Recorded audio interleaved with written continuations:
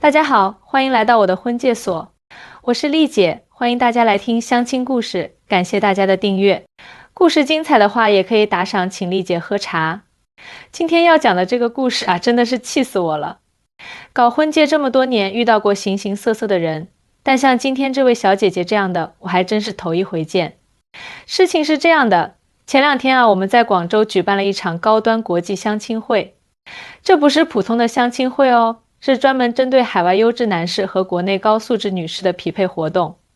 报名费可不便宜，光是女士这边就要1万多块钱呢。来了一位女嘉宾小婷，今年28岁，长得那叫一个水灵，1.65米的身高，皮肤白皙，五官精致，身材也是相当不错。她带着闺蜜小美一起来参加活动，说是想有个伴壮胆。哎呦喂，这闺蜜小美啊，也是个美人坯子，今年26岁，性格特别温柔，笑起来有2个小酒窝，让人看了就觉得舒服。活动开始之前，按照惯例我都会跟女嘉宾们聊聊天，了解一下她们的择偶要求。结果这不聊不要紧，一聊可把我给气坏了。小婷开口就是丽姐，我这个人条件还不错吧？我在广州买了2套房，开了一家美容院，年收入差不多有个小100万。我觉得找对象嘛，门当户对很重要。我心想这话倒也没错，但是他接下来的话可就让我傻眼了。所以啊，我找对象有几个小要求。第一，身高必须要1.8米以上，长得要帅，年龄不能超过30岁。第二，学历必须是海外名校硕士以上，最好是在跨国企业工作。第三，家里要有房有车，年收入税后至少要500万。第四，性格要温柔体贴，会照顾人，最好是独生子。第五，不能有不良嗜好，不能应酬，每天下班就要回家陪我。我当时就惊了，小婷啊，你说的这些要求，在座的男嘉宾能达到一半就很不错了。丽姐，这些要求很高吗？我觉得都挺基本的啊。现在这个社会，男人要是连这些都达不到，那还怎么养家？再说了，我自己条件这么好，找个门当户对的不过分吧？我看了看一旁的小美，只见她默默低下了头，似乎对闺蜜的言论有些无奈。这时候工作人员来通知我活动马上要开始了。我心想这场相亲会怕是要出戏了。果然，接下来发生的事情真是让我大开眼界。活动正式开始后，第一轮是自我介绍环节。现场来了好几位海外优质男士，有从台湾来的企业高管阿伟，新加坡回来的金融才俊小林，还有澳洲留学定居的医生大卫，一个个都是精英中的精英，事业有成，谈吐不凡。轮到小婷自我介绍的时候，这妹子可真是把我给惊到了。她站起来理了理头发，用一种很傲娇的语气说：大家好，我是婷婷。我觉得咱们先把丑话说在前头比较好，省得大家浪费时间。我个人觉得男人嘛，必须要有担当。我的择偶标准刚才已经跟丽姐说过了，希望在座的男士如果达不到要求，就不要浪费大家时间。现场一下子就安静了，我看到几位男士的脸色都变得很精彩。这种高端相亲会讲究的就是礼仪和含蓄，谁见过这么直接的啊？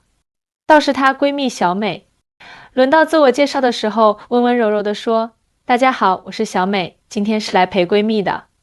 平时在一家外企做财务工作，生活比较简单，希望能认识一些志同道合的朋友。说完还甜甜一笑，立刻就把现场的氛围缓和了不少。接下来是自由交流环节。好家伙，只见小婷直接走到阿伟面前坐下，开门见山就问：请问您的年收入是多少？在台湾有房产吗？父母的经济条件怎么样？阿伟先是一愣，然后礼貌地回答：不好意思，这些问题是不是太私人了一点？我们可以先聊聊兴趣爱好或者人生理想之类的话题。哎呀，我觉得感情是建立在物质基础上的。咱们都是成年人了，有什么不好意思说的？我觉得先把这些关键问题谈清楚比较好。小婷振振有词地说。这时候阿伟笑了笑说：小姐，我觉得你说的也有道理。不过我个人认为2个人在一起，最重要的是3观要合得来。我看你好像很在意物质条件，但是你有没有想过，如果双方都太过注重这些外在的东西，那感情的基础在哪里？什么嘛，你这意思是在说我拜金咯？小婷提高了声调，我这叫有自己的标准好不好？难道找对象连起码的物质基础都不能要求了吗？其他男士听到这边的对话都往这边看过来。我看情况不对，赶紧走过去打圆场。婷婷啊，咱们先去喝口茶，冷静一下。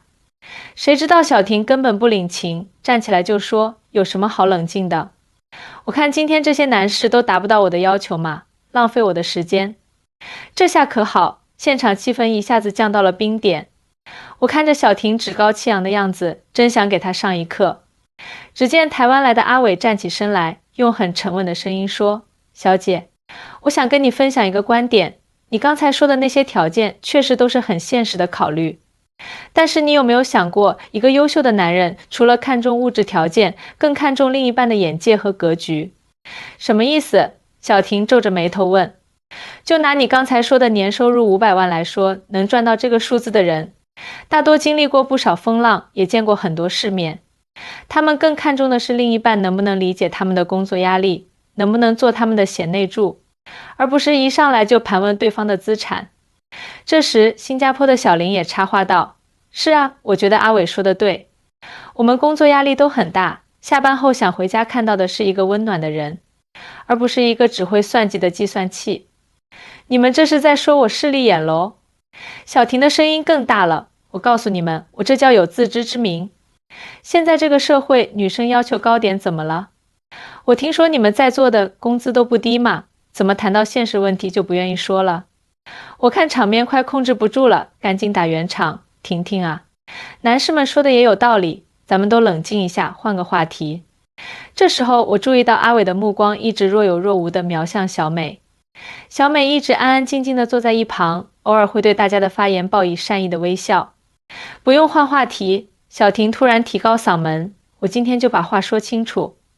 你们这些男人啊，一个个都装得道貌岸然的，还说什么看重精神层面。我问你们，如果今天来的是个长相普通、工资一般的女生，你们会正眼看人家吗？这话一出，现场更加尴尬了。我看到澳洲来的大卫忍不住摇了摇头，小姐，你这样说就不对了。确实，外表和条件是择偶时要考虑的因素，但绝对不是全部。真正的优秀男人更看重的是一个女人的气质和涵养，哈。说得好听，小婷冷笑一声，那我问你，你们觉得我哪里不够好？条件、长相、家世，哪一样不符合你们的要求？只见阿伟站起身来，用非常认真的语气说，小姐，你说的对，你的条件确实很优秀。但是你有没有发现，从你进来到现在，说的每一句话都在强调物质条件。而你的闺蜜小美虽然一直没怎么说话，但是她的举手投足间都透露着知性与优雅。什么意思？你该不会是对我闺蜜有意思吧？小婷突然警觉起来。这时候小美赶紧打圆场，婷婷，你别这样说。我觉得阿伟说的很对。小林也站起来说话了。婷婷小姐，你一直在问我们的条件，但是你有没有想过你自己适合一个什么样的伴侣呢？相亲不是来买东西，不是看看规格就决定要不要的。小婷听到这里，脸都气红了。所以你们的意思是我这个人很物质，很势利，配不上你们呗？我跟你们说，我这个人最讨厌别人指手画脚。你们以为你们是谁啊？我看情况不对，赶紧上前拦住小婷。婷婷啊，你先别激动，男士们说的也是为你好，咱们心平气和的聊。丽姐，我看没什么好聊的了。小婷直接打断我的话，我算是看明白了，这些所谓的优质男士，也就是表面光鲜亮丽，骨子里还不是看不起我们女生。我告诉你们，我宁愿单着，也不要找个整天在那里说教的男人。说完，小婷转身就要走。这时候阿伟突然开口说，等一下，小美小姐，我能跟你交换一下联系方式吗？啊，小美一脸惊讶，脸都红了。喂，你什么意思？小婷更生气了，我们是一起来的，你这是几个意思？阿伟微笑着说，没什么特别的意思，只是觉得小美小姐很特别，想多认识一下。我觉得一个女生最重要的是有教养、有涵养，而不是整天把物质条件挂在嘴边。小婷听完阿伟的话，气得直跺脚。小美，你居然跟这种势利的男人眉来眼去，我们是闺蜜哎，你怎么可以这样？小美这时候反而镇定了下来，轻声说，婷婷，你先冷静一下。我觉得你今天的表现确实有点过激了。找对象是两个人的事情，不是在给自己打分，更不是在购物。好啊，你现在还教训起我来了。小婷简直要气炸了，我这是为了你好。你知不知道，你这样的性格太好欺负了。要是遇到渣男怎么办？这时候阿伟也很绅士地说，两位女士别为难了。小美小姐，如果你觉得合适的话，我们可以先做朋友，互相了解一下。我看现场气氛缓和了一些，赶紧打圆场。是啊，是啊，感情的事情最重要的是互相了解，慢慢来嘛。谁知道小婷一把拉住小美，不行，我们现在就走。小美，这些男人没一个好东西，整天在那里装清高。结果小美这次难得的强硬起来，婷婷，对不起，我想留下来。你总说要给我把关，但是你有没有想过，我也是个独立的人，我有选择自己生活的权利。你，小婷气得说不出话来，最后小婷独自气冲冲地离开了。而小美和阿伟在相亲会结束后交换了联系方式。让人感动的是，阿伟对小美说，其实我最欣赏的是你的善解人意，即使闺蜜说了那么多过分的话，你还是一直在帮她圆场。